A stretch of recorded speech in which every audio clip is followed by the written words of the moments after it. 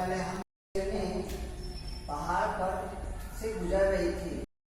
पहाड़ पर चढ़ते हुए जब बीचों बीच में पहुंचती है तो उसका बच्चा होता है। दो बच्चा होता है, एक बच्चा इधर गिर जाता है, एक बच्चा उधर गिर जाता है। शेरनी जब एक बच्चे को ढूंढने जाती है तो दूसरे बच्चे खो जाता है। जो दूसरा बच्चा खोता है वो भेड़ियों के बीच में झुंड में जाके गिरता है। भेड़ियों के झुंड में रहने लगता है, उसके साथ खाने लगता है, उसी के साथ रहना, उसी के साथ उसी का भाषा बोलना, उसी का जैसा आचरण व्यवहार सब हो जाता है। शेर का बच्चा को पता ही नहीं चलता है कि हम शेर हैं, क्योंकि भेड़िए के साथ रहते रहते वो भेड़िए जैसा ही हो जाता है। उसको दहाड़ने तक भी नहीं आता है। जो भेड़िया खाता है जो जैसे रहता है, जो करता है वो भी करता है। तो एक बार खेलते खेलते, भेड़ियों के साथ खेलते खेलते वो एक नदी के पास पहुंचा। नदी में जब पानी पीने के लिए वो गया तो वो अपने दोस्तों के साथ, जो भेड़िया उसका दोस्त था, उसके साथ गया तो वो देखा कि पानी में देखा कि मेरा शक्ल जो है वो दूसरा जैसा है और ये भेड़िया दूसरे जैसा है। हम और ये कौन है? तो प्रश्न आपस में ही करने लगा। तो भेड़िया की जो वो लेके चले, भेड़िया जो है वो अपने माँ के पास लेके चले, इसलिए मेरे पास माँ के पास जो आपको रखें, खिलाएं पिलाएं, रहने साथ में रहें, उनसे पूछे। भेड़िया की माँ जो है वो नहीं कहती है कि तुम शेर के बच्चे हो। वो कहती नहीं, उनको तुम यहीं पर, हम लोग साथ ही रहा है, हम लोग का ही का है, ग्रुप का है। तो भेड़े तो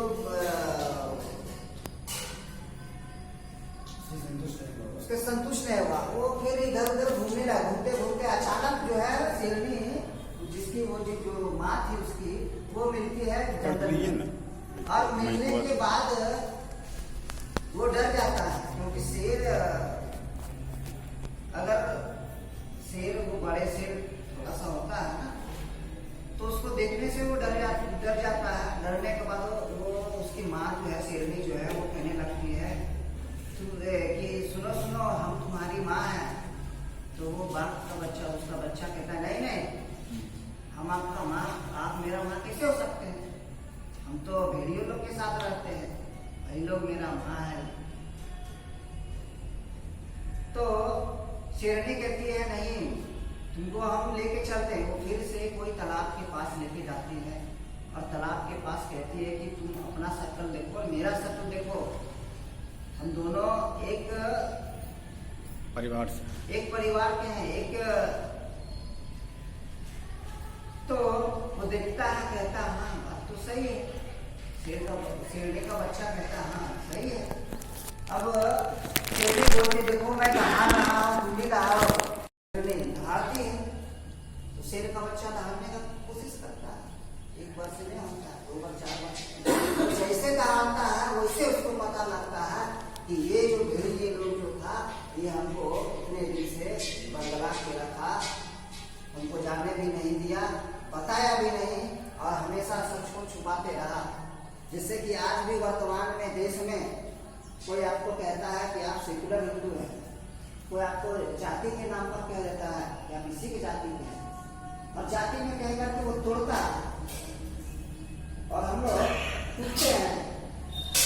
इसलिए हम लोग सिंह के बच्चे हैं, हम लोग शेर हैं, और अपना जो धर्म है, जो देश है, जो हमारा गौरवमयी जो संस्कृति जो है, उसको हमको पहचानना है, जानना है। ये अपना लघुकथा है, आप लोग को भी कुछ आता है तो अपना कर सकते हैं।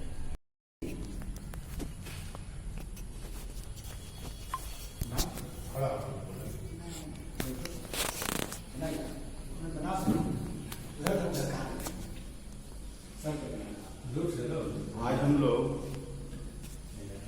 रक्षाबंधन क्यों मनाया जाता है उसके विषय में हम लोग जानेंगे। ऐसे रक्षाबंधन जो है वो भाई बहन का प्यार का व्यवहार है और समाज में एकजुटता का भी ये त्यौहार माना जाता है। लेकिन ये आया कहाँ से? तो इसका एक कहानी जो है, वो कहानी ये है कि दैत्यों का जो राजा था वो बलि, और बलि 110 जग करके वो स्वर्ग लोक को भी अपने कवच में करने के लिए वो तैयार हो गए। तब सब भगवान विष्णु के पास गए कि भगवान ये दैत्य जो है ये 110 जग कर लिया है और अब ये स्वर्ग लोक में हाथ डालना चाहता है। तो विष्णु जी जो है वो वामन के रूप में ली अपना शरीर बनाए और उनसे भिक्षा के रूप में छोटा कद बना के और चले। जाने के बाद वो बलि से बोले कि आप तो बहुत बड़ा राजा हैं, आप हमको 3 पग जमीन दे दीजिए, उस 3 पग में मेरा हो जाएगा। राजा बहुत खुश मिजाज थे और दानी भी थे।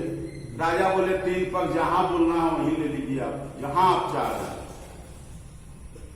जब वो अपना वचन दे दिए तब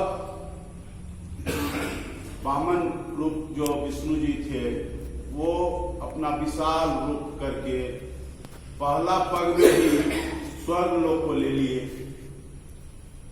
दूसरा जो कदम बढ़ाए उसमें पृथ्वी लोक को नाप लिए। अब बलि से बोले कि भाई अब तीसरा पग हम कहां रखें? तो बलि तो समझ गया कि हम जब वरदान दे दिए हैं तो हमको तीसरा पग देना ही है। तो तीसरा पग अपना मस्तक जो है वो रखिए कि ब्राह्मण देव आप इसी में तीसरा पग रखें। और जैसे तीसरा पग रखा गया तो वो धरातल में चला गया। तब बलि बोले कि अब भगवान से कुछ हमको मांगना होगा। बोला आप तो सब मेरा ले ही लिए, लेकिन आप हमको वरदान दीजिए कि आप हमरे पास रहिएगा। तो विष्णु भगवान चूंकि वामन के रूप में थे, लेकिन विष्णु भगवान उस समय एक वरदान दे दिए। वरदान जब दे दिए तो वरदान में वो मांगा कि हम आपके साथ रहें। उसके चलते विष्णु भगवान जो है बलि के साथ रहकर अब बलि जो थे वो दरबान के रूप में उनको कार्यभार दी और वो दरबानी कर रहे।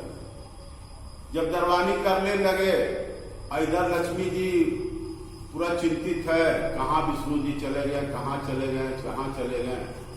तो नारद जी आए और नारद जी बोले कि विष्णु भगवान तो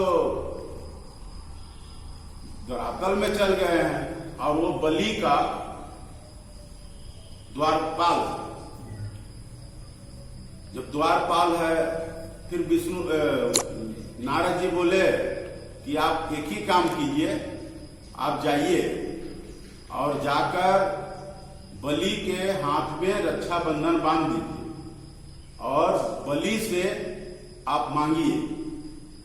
रक्षाबंधन के बाद भाई जो है बहन को कुछ देता है, तो उस परंपरा में इसलिए ये परंपरा चला है कि जब राखी बांधा जाता है तो भाई अपने हाथ से कुछ देता है। अब यहाँ जब बलि के में बांधा गया हाथ में रक्षाबंधन, तो फिर देने के तो उसके पास कुछ नहीं था, लेकिन देना है। तब लक्ष्मी जी मांगी कि नहीं, हमको तो कुछ वरदान दीजिए। बोला क्या वरदान दे? बोले कि आपका जो पहरादार है उसको आप मुक्त कर दीजिए। तो वही विष्णु भगवान जो वामन के रूप में थे उनको मुक्त किया गया। और यह जो दिन था ये श्रावण शुक्ला पूर्णिमा का दिन था, और इसी दिन से ये चला आ रहा है कि हाथ में बहन जो है अपने भाई को रक्षाबंधन रक्षा सूत्र बांधा जाता है और बहन जो है कुछ देती है। इसी से ये रक्षाबंधन तैयार होता है। बस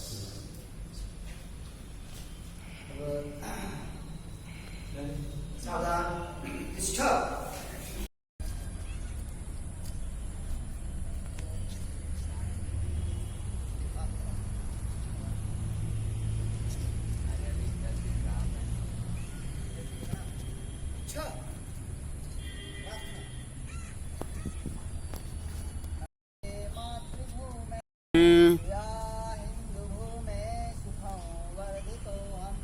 हाँ वैष्णभूमि सकामूर्तितो हम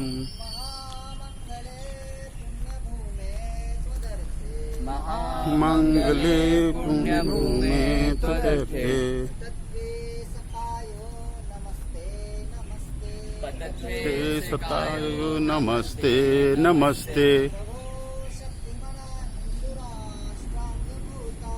ओ शक्तिमन् राष्ट्रांगभूता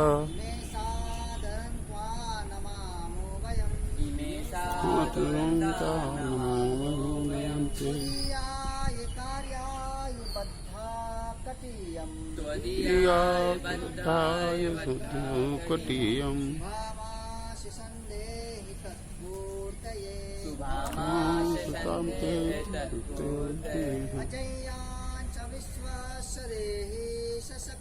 अजया च विश्वस्य देहि शक्ति सुशीलं जगत्तेन नम्रं भवेत्। सुशीलं जगत्तेन नमं भवेत्। सुखं चैव वैकुण्ठकाकेन मार्गम् यं श्रीकृतन्नः सुगन्तारे श्री सुजन्नः स्वयंकार्य नमस्करा शनिश्रेय सञ्जयमुग्रं